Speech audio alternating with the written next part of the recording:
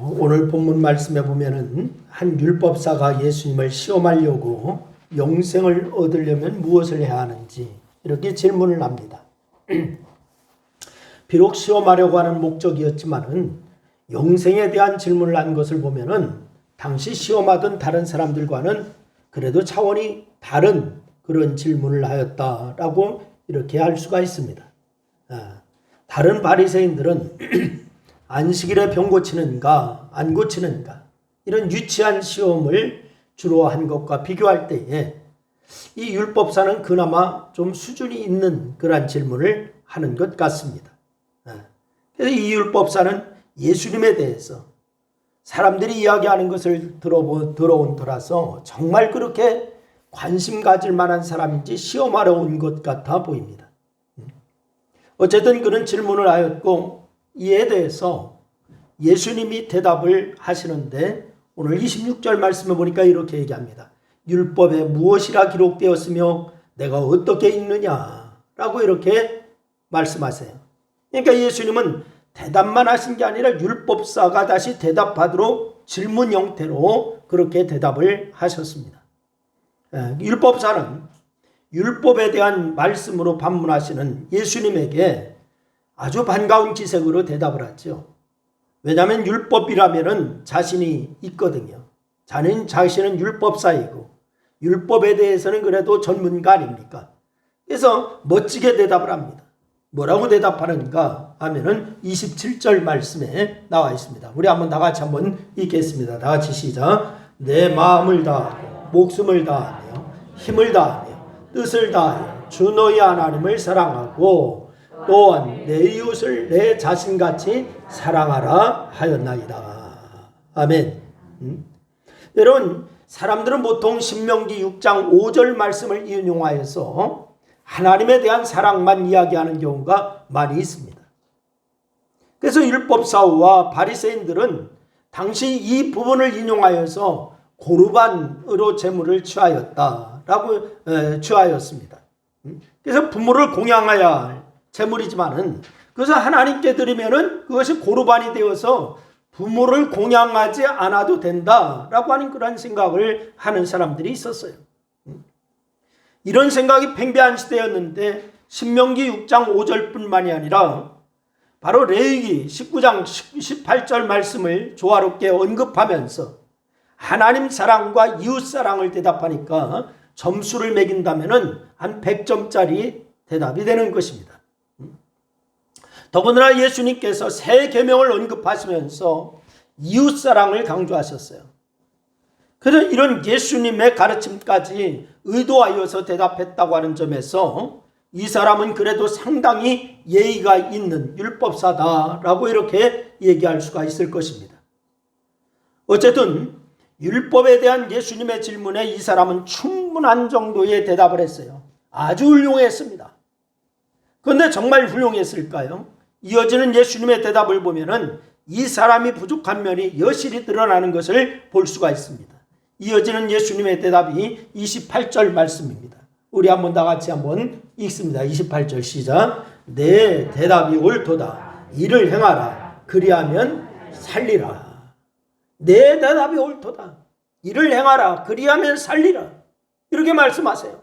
예수님께서는 이 청년이 율법을 아는지 모르는지 테스트하라는 게 아니었습니다. 네가 율법을 잘 아냐 모르냐 이걸 테스트하려고 하는 게 아니에요. 율법사인데 율법을 모를까요? 쓰여있는 대로 행하고 있느냐 묻고 싶었던 거예요. 네가 아는 만큼 행하고 있느냐 이걸 묻고 싶었던 겁니다. 이것이 중요합니다. 여러분, 우리는 하나님의 말씀이나 뜻에 대해 잘 알고 있습니다. 그래서 툭 치면은 줄줄줄줄 나와요. 그런데 그렇게 입으로 말하는 것과 행하는 것은 전혀 다른 것을 그렇게 생각을 합니다. 여러분, 예수님께서 율법사에게 하신 말씀의 핵심이 바로 이것이에요. 아는 것 말고 행하는 거 있냐 이걸 묻고 있습니다. 너 아는 거 얼마만큼 하냐 이게 하는 게 아니라 너 얼마만큼 행하느냐 이것을 묻고 계시는 거예요. 행하지 않는다면 아무리 많은 말을 하더라도 그것은 제대로 하는 것이 아니라는 것이죠. 여러분, 사실 사마리아 사람에 대한 비유를 말씀하신 뒤에도 예수님이 하신 말씀은 아주 동일합니다. 어떤 말씀을 하십니까? 죽어가는 사람을 본 제사장, 레위인, 사마리아인을 놓고 누가 죽어가는 자의 이웃이냐? 여기 질문에 이번엔 율법사는 거침없이 얘기를 하는데 사마리아 사람입니다 라고 이렇게 대답을 합니다. 누가 이 세 사람 중에 이웃이 되겠느냐 라고 하니까 사마리아 사람입니다 라고 하면서 거침없이 대답을 했어요. 그저 주님은 37절 말씀해 보니까 가서 너도 이와 같이 하라 라고 말씀합니다. 가서 너도 어떻게 하라고요? 이와 같이 하라. 여러분, 이 율법사와 마찬가지로 현대 크리스찬들의 가장 큰 문제는 모르는 게 아닙니다. 너무나 많이 알고 있습니다. 성경의 지식에 대해서 또 너무나 많이 알고 있습니다. 아는데 아는 그대로 행하지 않는 것이 문제인 거예요. 여러분, 오늘 본문 말씀해 보니까 우리에게 아주 단순한 메시지를 던지고 있다라고 하는 사실을 우리가 알 수가 있습니다. 아주 단순한 메시지, 그게 뭐냐? 27절 말씀해 보니까 일을 행하라, 그리하면 살리라. 이 첫 번째입니다. 그 두 번째는 37절 말씀해 보니까 가서 너도 이와 같이 하라 라고 하는 것입니다. 일을 행하라, 그리하면 살리라. 이게 첫 번째 메시지고, 두 번째는 가서 너도 이와 같이 하라 라고 하는 메시지예요. 여러분, 우리에게 요구되는 것은 많이 알고 많이 암송하는 게 아닙니다. 단 하나를 알더라도 하나님의 뜻을 그대로 행하는 것, 이것을 주님이 우리에게 요구하시는 줄로 믿으시기를 바랍니다. 하나님 사랑과 이웃 사랑은 우리에게 가장 중요한 대명령이죠. 여러분, 특히 이웃 사랑을 통하여서 하나님 사랑을 드러내야 될 줄로 믿으시기를 바랍니다. 이웃을 내 몸처럼 사랑하라. 사랑하는 그 사람이라면 하나님의 말씀을 그대로 실천한 사람이죠. 하나님을 기쁘시게 하는 사람입니다. 그렇게 아는 대로 그대로 행하라는 게 주님이 주시는 메시지인 줄로 믿으시기를 바랍니다. 여러분, 우리는 그대로 행할 수 있는 자가 되기 위해서 사마리아인의 비유에서 어떤 행동의 기본 패턴을 읽을 수가 있습니다. 그 어떤 패턴이냐? 첫째는 우리가 할 것은 불쌍히 여기는 것이라는 거예요. 어떤 것이 있어야 된다고요? 불쌍히 여기는 마음. 이것이 있어야 됩니다. 여러분, 이웃을 사랑하는 게 우리에게 주어진 삶의 명령이라고 하는 것을 부인하는 크리스천은 없을 것입니다. 성도라면 다 인정할 거예요. 그럼에도 불구하고 행동하고 있느냐에 대해서는 모두 말하기를 주저하고 있습니다. 이웃을 사랑하라. 이게 주님의 명령이다. 성도로서 해야 된다. 다 알고 있습니다. 그런데 행동하고 있느냐? 여기에 대해서는 모두 대답하기를 주저하고 있습니다. 그만큼 우리는 내용 없는 사랑을 외치기만 했다는 거예요. 내용 없는 사랑을 여러분과 제가 외치고 있습니다. 그런데 그럴 수밖에 없는 이유가 바로 불쌍히 여기는 마음이 없기 때문에 그렇습니다. 무슨 마음이 없기 때문에? 불쌍히 여기는 마음이 없기 때문에 그렇습니다. 여러분, 선한 사마리아인의 비유를 보면은 제사장이 그 자리를 지나갔습니다. 또 두 번째로 지나간 사람도 레위인이 그 자리를 지나갔습니다. 이들은 당대의 종교적인 일을 전업으로 하고 있는 사람입니다. 제사장과 레위인. 이런 사랑을 실천한다 하더라도 누구보다도 더 많이 해야 할 자들이 제사장과 레위인입니다. 그런데 이들이 그냥 지나갔어요.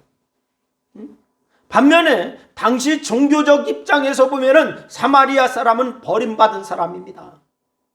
구제받지 못할 사람입니다. 여러분, 유대인들은 그들을 동족임에도 불구하고 동족으로 인정하지 않습니다. 여러분, 그런데 그는 죽어가는 사람을 보고는 그냥 지나칠 수가 없었습니다. 다가가서 돌봐줍니다. 여러분, 여기에는 제사장과 레위인이 가지고 있지 않은 것을 사마리아인이 가지고 있는 것을 보는 거예요. 여러분, 비유를 보면은 죽어가는 사람을 보았을 때 불쌍히 여기는 마음이 있었다라고 33절 말씀에 말씀을 주고 있습니다. 여러분, 사마리아인은 죽어가는 사람을 보고 불쌍히 여겼다라고 하잖아요. 여러분, 이것입니다. 성도가 이웃을 내 몸같이 사랑하는 일은 불쌍히 여기는 데서부터 시작하는 거예요. 여러분에게 불쌍히 여기는 마음이 있습니까? 여러분, 전도의 대상자가 있고 내 가족이 믿지 않는 사람이 있고, 그렇다면 여러분 마음 가운데 불쌍히 여기는 마음이 있습니까? 아니, 더 근본적인 질문을 하겠습니다. 여러분, 예수 그리스도를 믿으신가요? 믿는가요? 천국과 지옥이 있다고 하는 사실도 믿습니까? 그렇다면 그들이 지옥 간다라고 하는 사실, 예수님을 믿지 않으면 지옥 간다라고 하는 사실도 알고 계신가요? 그렇다면 여러분, 그들을 불쌍히 여기는 마음이 우리 가운데 있는가요? 그들이 예수 믿지 않아서 바로 그들이 너무 불쌍하다라고 하는 마음이 내 마음 가운데 있는가? 여러분, 그들을 사랑한다라고 하는 것은 불쌍히 여기는 마음에서부터 출발하는 줄로 믿으시기를 바랍니다. 우리의 사명은 이 세상을 구원하는 거예요. 그런데 이것은 세상 사람들을 불쌍히 여기는 데서부터 시작하는 거예요. 간혹 불쌍히 여기는 마음이 없다 보니까 단순히 복음을 전해야 한다라고 하는 마음만 앞서서 상대방을 무시하면서 소리를 지르거나 찬송을 부르는 일들이 얼마나 많은지 몰라요.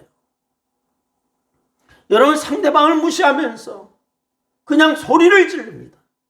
예수 천당 불신조, 너나 믿어 그러면 그 앞에 가서 눈을 부라리고 예수 천당 불신조 그러죠. 불쌍히 여기는 마음이 없기 때문에 그런 거예요. 여러분, 사명을 감당하려고 하는 자세는 가상하지만은 그 밑바탕이 되는 불쌍히 여기는 마음이 안 되어 있기에 엉뚱한 짓만 하는 꼴이 되고 마는 거예요. 여러분, 오늘 우리들이 정말 복음 앞에 서서 엉뚱한 짓을 하는 꼴이 되지 않기를 주의 이름으로 축원합니다. 불쌍히 여긴다라고 하니까 착각하는 경우가 있어요. 여러분, 높은 위치에서 낮은 사람을 동정하는 것으로 생각하는 경우가 있습니다. 높은 위치에 있고 나는 가졌고 나는 지위도 있고 모든 것이 있는데 안 가진 사람을 아이고 불쌍하네 이렇게 여기는 경향이 있습니다. 그런데 오늘 본문에서 예수님께서 사마리아 사람은 죽어가는 사람이 불쌍히 여겼다라고 할 때에 불쌍히 여김은 그런 의미가 아닌 거예요. 여러 영어로는 죄송합니다만은 영어로 얘기하면은 컴패션이라고 하는 단어가 있어요. 이건 라틴어로 볼 때 두 가지 단어가 합쳐진 것인데 콤이라고 하는 단어와 파시오라고 하는 단어, 그러니까 팥지라고 하는 단어입니다. 그러니까 콤은 함께라고 하는 접두어거든요. 함께. 그리고서 파시오는 고통이라고 하는 낱말입니다. 이에 따라서 컴패션은 함께 고통을 당하는 거, 이걸 의미하는 거예요. 함께 고통을 당하는 거. 여러분, 상대방을 타자화해서는 결코 고통을 함께 할 수가 없죠. 상대방을 나와 동일하게 볼 때에 비로소 고통을 함께 할 수가 있는 줄로 믿으시기를 바랍니다. 상대방을 나와 동일시할 때 불쌍히 여기는 마음, 고통을 함께 할 때. 받지라고 하는 단어는 당하다라고 하는 뜻이거든요. 그런데 이 동사입니다. 그렇다면 컴패션은 함께 무언가를 당하는 것을 의미하는 거예요. 함께 무언가를 당한다. 사마리아 사람, 지금 죽어가는 사람을 보면서 마치 자신이 죽어가는 고통을 느끼는 겁니다. 이게 바로 불쌍히 여기는 겁니다. 바로 불쌍히 여겨 죽어가는 그 사람, 사마리아 사람의 그 사람을 보고 자신이 죽어가는 고통을 느끼는 거예요. 여러분, 이게 불쌍히 여기는 거예요. 여러분, 우리가 불쌍히 여기는 자세를 갖는다고 하는 것은 간격을 만들어 놓고 동정하듯이 적선하는 것이 아닙니다. 나는 좀 높은 자리에 있고 너는 낮은 자리에 있으니까 불쌍하네, 이게 아닙니다. 그게 내가 되고 내가 그가 되어야만이 이루어지는 거, 이게 바로 불쌍히 여기는 말. 동일시할 때 불쌍히 여길 수가 있다, 이 말입니다. 여러분, 오래된 영화 가운데 신들러 리스트라고 하는 영화 여러분이 잘 아실 겁니다. 여러분, 이 영화를 보면 마지막 부분에서 이런 장면이 나와요. 신들러라고 하는 사람이 그동안 사업으로 사업을 이유로 많은 유대인을 살렸습니다. 나치 정권 하에서 유대인들이 많이 학살당하고 죽음으로 몰려갈 때에 이 신들러라고 하는 사람이 바로 사업을 하면서 많은 유대인들을 살렸어요. 그래서 유대인들은 그가 전범국가의 사업가이기에 연합군에 잡히면 사형을 당할 수밖에 없다라고 하는 것을 유대인들이 잘 압니다. 그래서 그에게 유대인들이 증명서를 만들어줘요. 신들러 때문에 자신들이 살아났다. 그러니 설령 신들러가 잡히더라도 그 사안을 고려해달라라고 하는 증명서를 만들어 주었습니다. 이 신들러는 정말 유대인들을 위했고 많은 사람들을 살렸다. 그러니 이 사람만은 죽이지 말아라. 고려해달라. 그때 신들러는 그 증명서를 받아들고 오열을 합니다. 그 이유가 뭐냐? 그 증명서가 너무 고마워서가 아니에요. 자신의 손에 보니까 자신이 끼고 있는 그 반지가 있습니다. 이 반지까지 독일군에게 주었다면 생명을 하나를 더 구할 수가 있었을 텐데, 내가 끼고 있는 이 반지 하나를 독일군에게 주었다면 유대인 하나를 더 구할 수가 있었을 텐데, 이렇게 자신에게 그나마 남은 것은 전부 생명 하나하나를 치환되면서 그 살리지 못했음을 슬퍼하면서 오열을 합니다. 여러분, 불쌍히 여김은 바로 적어도 이런 것입니다. 유대인과 자신을 분리하지 않고 하나로 보면서 아파하는 거예요. 여러분, 우리가 세상 사람들을 볼 때에 가져야 할 자세는 바로 이런 불쌍히 여김의 마음인 줄로 믿으시기를 바랍니다. 여러분, 그들이 멸망당할 위치에 있는 것을 진실로 안타까워하면서 불쌍히 여기는 마음을 가져야 되는 거예요. 가난하고 어려운 사람을 도울 때도 내가 도울 수가 있으니까가 아닙니다. 여러분, 그와 동일한 고통을 함께 느끼면서 진정으로 그것에서 벗어나기를 바라는 자세를 가져야 될 줄로 믿으시기를 바랍니다. 여러분, 내가 그 고통을 함께 느끼는 거예요. 여기서부터 뭔가를 행하는 게 나오는 겁니다. 불쌍히 여기는 마음을 가질 때 여기서부터 출발하는 거예요. 두 번째는, 우리가 해야 할 두 번째, 자신의 것을 손해보는 것이 있어야 될 줄로 믿으시기를 바랍니다. 다 같이 옆 사람에게 한번 얘기해 보세요. 우리 손해보고 좀 삽시다. 이렇게 좀 얘기해 보세요. 아, 무슨 말이요? 절대 손해는 볼 수가 없지. 이 표정인 것 같아. 여러분, 이웃을 내 몸같이 사랑하는 것은 자신의 것을 손해볼 때 가능합니다. 내가 손해보지 않고 사랑한다고 할 수가 없어요. 거의 죽어가는 사람을 발견한 사람은 사마리안 말고도 2명이 더 있었죠. 누구라고 했습니까? 누구? 제사장과 레위인. 2명이 더 있었어요. 근데 제사장과 레위인인데, 하지만 그들은 자신의 가던 길에서 방해받기를 원하지 않았습니다. 나름대로 다 이유가 있었을 겁니다. 제사장은 제사장 나름대로 이유가 있었을 거고, 레위인은 레위인대로 이유가 있었을 겁니다. 어쩌면 그들은 중요한 일로 가는 중이었을지도 몰라요. 제사장은 성전 제사를 주관하러 가는 길이었을지도 모릅니다. 그래서 다친 사람이나 죽어가는 사람을 만질 수 없다, 이렇게 얘기했을지도 모릅니다. 레위인은 성전에서 맡은 일을 감당하러 가는 길이었을지도 몰라요. 그런데 그들이 말은 이런 일들이 공적인 일이라서 다른 것에 시간을 빼앗길 수가 없다라고 합리화했을지도 모릅니다. 더구나 그 일은 지극히 거룩한 일이기에 죽은 시체를 만지면 맡은 일을 감당할 수가 없기 때문이다라고 얘기했을 수도 있습니다. 그러니 죽어가는 사람을 돌보는 일은 어쩌면 저들에게는 망설여지는 일이 당연할지도 몰라요. 그런데 공적인 일이라도 사람의 생명을 살리는 일보다 더 급하고 우선되는 일이 있을까요? 여러분, 그 무엇보다도 이 우선되는 일이 생명을 살리는 일인데, 설령 그 일 때문에 제사를 주관하지 못하다 하더라도, 레위인 역시 마찬가지입니다. 하찮은 일이나 자신의 이익 때문에 시간을 지체하는 것이라면 이야기가 다르지만은 죽어가는 사람을 살리는 일이기에 변명의 여지가 있을 수가 없다라고 얘기할 수가 있습니다. 이런 점에서 제사장과 레위인은 그저 자신의 것을 손해보고 싶지 않은, 이 자신의 것을 손해보고 싶어하지 않는 이기적인 사람이었다라고 우리는 얘기할 수밖에 없어요. 여러분, 반면에 사마리아인은 죽어가는 사람을 보고는 자신의 여행길을 잠시 멈춥니다.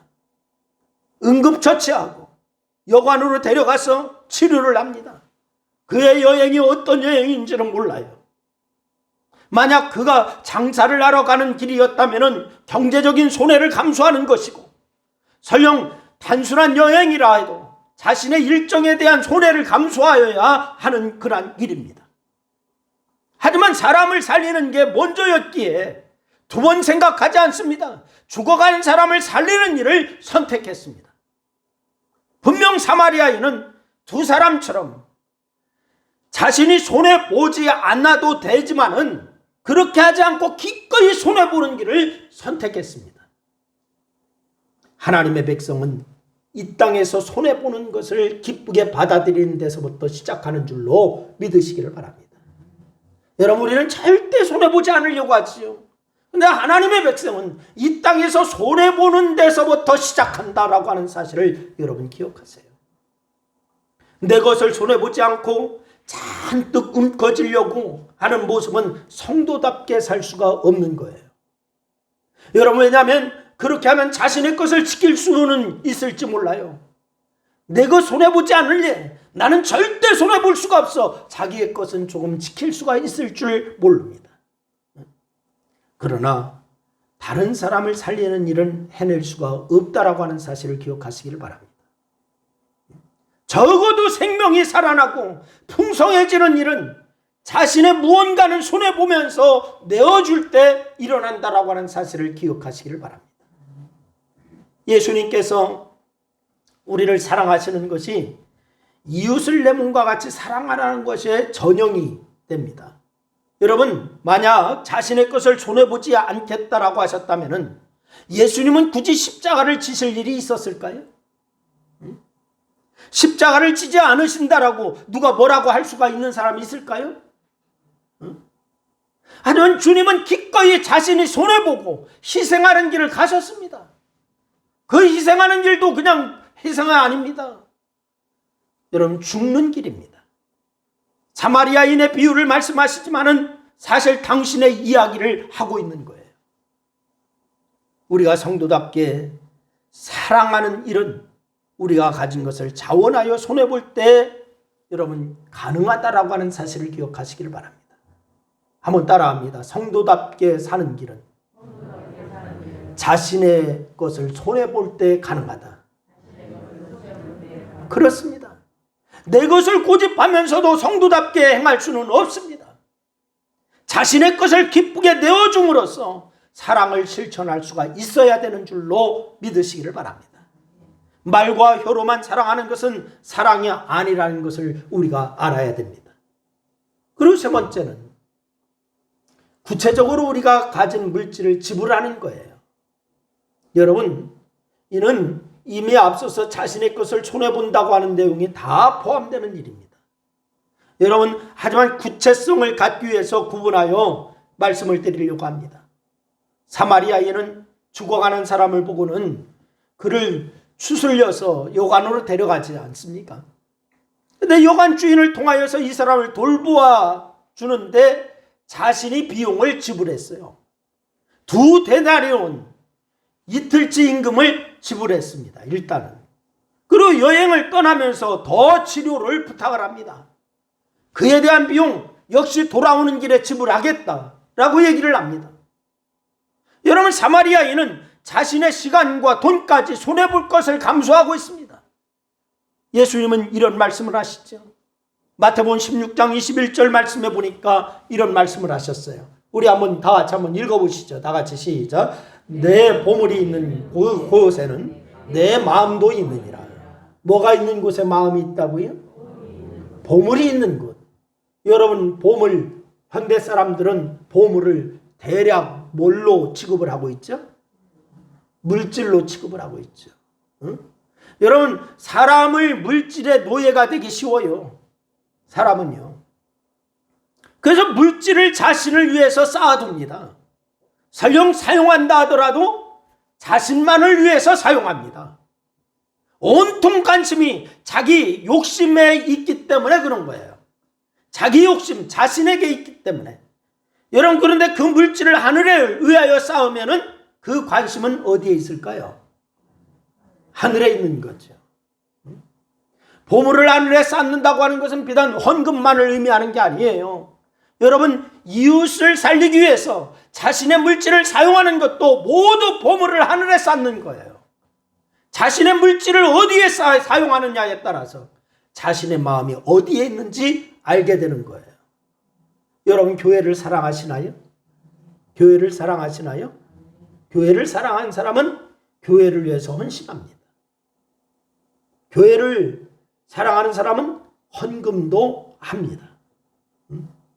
여러분, 자신의 물질을 어디에 사용하느냐에 따라서 자신의 마음이 어디에 있는지 알게 되는 거예요. 비우지만은 사마리아인은 자신의 물질을 기꺼이 거의 죽어가는 사람을 위하여 다 사용을 했습니다. 그가 장사하는 사람이라면 그 돈은 장사 미천일 수가 있습니다. 그런데 생명을 구원하는 일에 그 비용을 지불하였습니다. 어쩌면 그 돈은 여행 경비일지도 모릅니다. 그 때문에 여행하고 싶은 일정 중에 몇 곳을 빼야 할지도 모릅니다. 이렇게 자신의 물질을 사용한다고 하는 것, 자신의 불편함을 감수하면서도 다른 사람을 살리는 일이라고 하는 점을 우리가 보아야 합니다. 여러분, 그리고 이웃을 내 몸처럼 사랑하는 일은 이렇게 구체적으로 자신의 물질을 사용함으로 이루어진다라고 하는 사실을 기억하시기를 바랍니다. 액수의 크기가 중요한 게 아닙니다. 자신의 물질을 사용할 수 있는가, 이게 중요한 거예요. 이게 중요한 거예요. 사랑하는 여러분, 우리가 뭔가를 많이 알려고 합니다. 근데 안타깝게도 아는 데서 멈춰버려요. 아는 데서 멈춰버립니다. 주님께서는 아는 것을 행하라고 말씀하십니다. 아느냐? 아는 것을 행하라, 이렇게 말씀합니다. 율법사에게 말합니다. 네가 율법을 다 지켰냐? 그러면은 행하라. 네가 율법을 아냐? 그러면 행하라 라고 말씀하십니다. 그러니 우리는 이웃을 내 몸과 같이 사랑하는 일을 행해야 될 줄로 믿으시기를 바랍니다. 불쌍히 여겨야 합니다. 동정이 아닙니다. 함께하는 모습이 되어야 될 줄로 믿으시기를 바랍니다. 자신의 손해를 기꺼이 받아들여야 됩니다. 그런 자리에서 그런 자에게 하나님의 생명이 풍성하게 넘치게 될 줄로 믿으시기를 바라고, 그런 사람을 하나님은 기꺼이 복의 복으로 함께 하실 줄로 믿으시기를 바랍니다. 우리 신광교회 모든 성도가 이러한 역사 가운데 너도 이와 같이 행하라 라고 하는 주님의 명령을 본받아서 행함이 있는 여러분 모두가 다 될 수 있기를 주의 이름으로 축원합니다. 기도하겠습니다. 우리 말씀을 생각하면서 우리 한 2분 동안 합심하여서 함께 기도합니다. 이 시간 결단할 수 있기를 바랍니다. 주님께서 너도 이와 같이 행하라 라고 말씀하시는 이 음성은 여러분과 저에게 이 시간 주시는 주님의 음성입니다. 하나님, 내가 주님을 믿고 성경을 알고 또한 암송을 하고 있었지만은 행하지 못한 것이 너무나 많습니다. 주님 용서하시고 너도 이와 같이 행하라 라고 하는 주님의 음성을 듣고 이제부터 행하겠습니다. 고백할 수 있기를 바랍니다. 같이 기도합니다. 아버지 하나님, 은혜와 사랑을 고맙고 감사합니다. 오늘도 주께서 우리에게 말씀 주셔서 감사합니다. 오늘 율법사에게 하시는 주의 음성을 들었습니다. 너도 이와 같이 행하라 라고 하는 주님의 음성을 오늘 우리에게 주시는 음성으로 듣습니다. 하나님, 우리가 정말 하나님 앞에 아버지 하나님에 바로 서 있는 저희들 되게 도와주시기를 원합니다.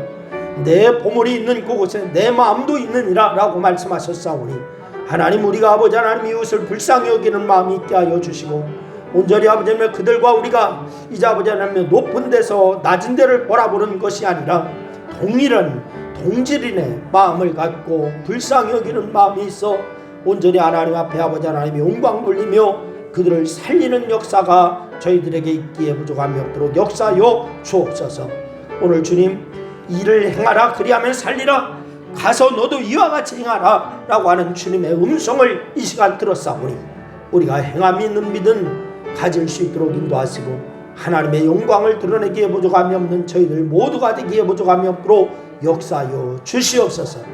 영광 가운데 함께 하신 아버지 감사하며 우리 주님 예수님의 이름으로 기도했습니다.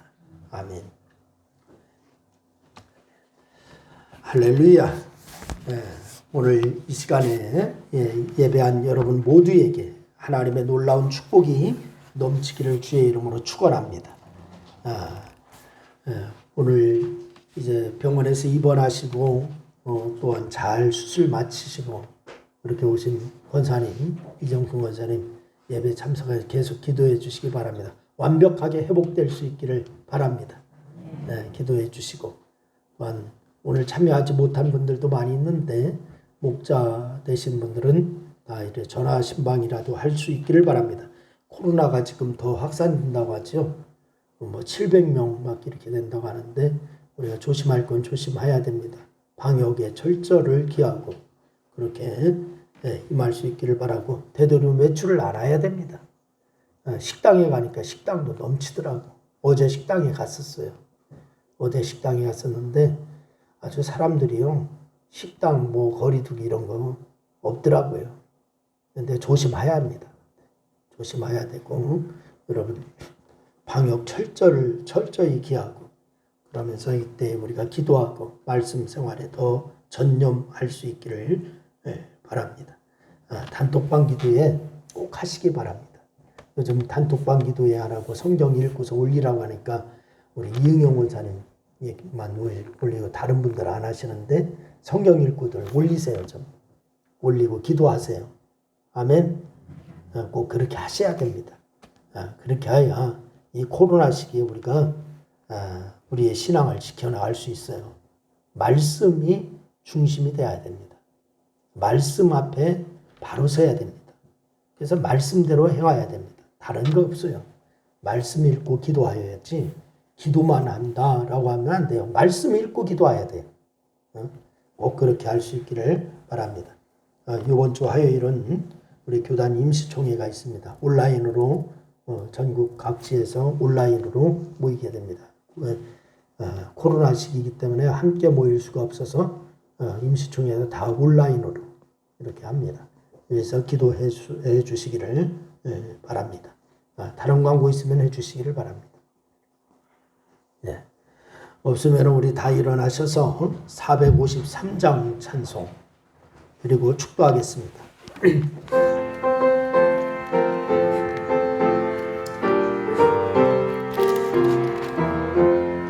예수도 알기 원하네 크고도 넓은 은혜와 대속해 주실 사랑 간절히 알기 원하네 내 평생의 소원 내 평생의 소원 대속해 주신 사랑을 간절히 알기 원하네 성령이 스승되셔서 진리를 가르치시고 거룩한 뜻을 깨달아 예수를 알게 하소서 내 평생의 소원 내 평생의 소원 대속해 주신 사랑을 간절히 알기 원하네 성령의 감화 받아서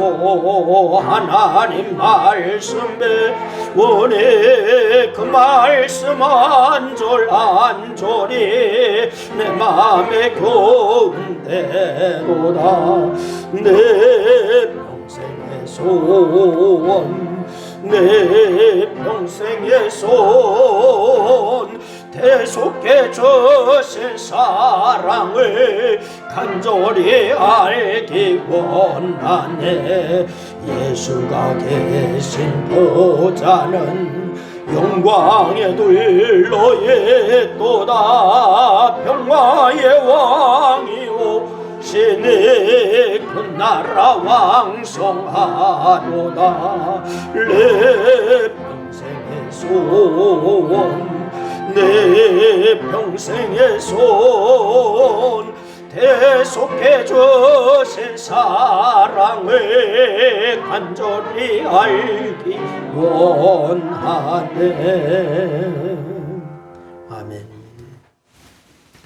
지금은 십자가에서 죽으시고 3일 만에 부활하시어 우리에게 소망을 주신 예수 그리스도의 은혜와 풍성하신 궁율로 사랑을 나타내신 하나님 아버지의 사랑하심과 속사람이 강건하도록 날마다 능력을 주시는 성령의 역사와 도심이 오늘 나와 예배하며 구원 얻은 기쁨을 다시 한번 느끼고 감격하고 또한 너도 이와 같이 행하라 라고 하는 주님의 분부의 말씀을 듣고 실천하기로 다짐하는 사랑하는 성도들 무리 위에와 저들의 가정과 직장과 사업과 이 나라와 교회 위에 이제로부터 영원토록 함께하옵시기를 축원하옵나이다.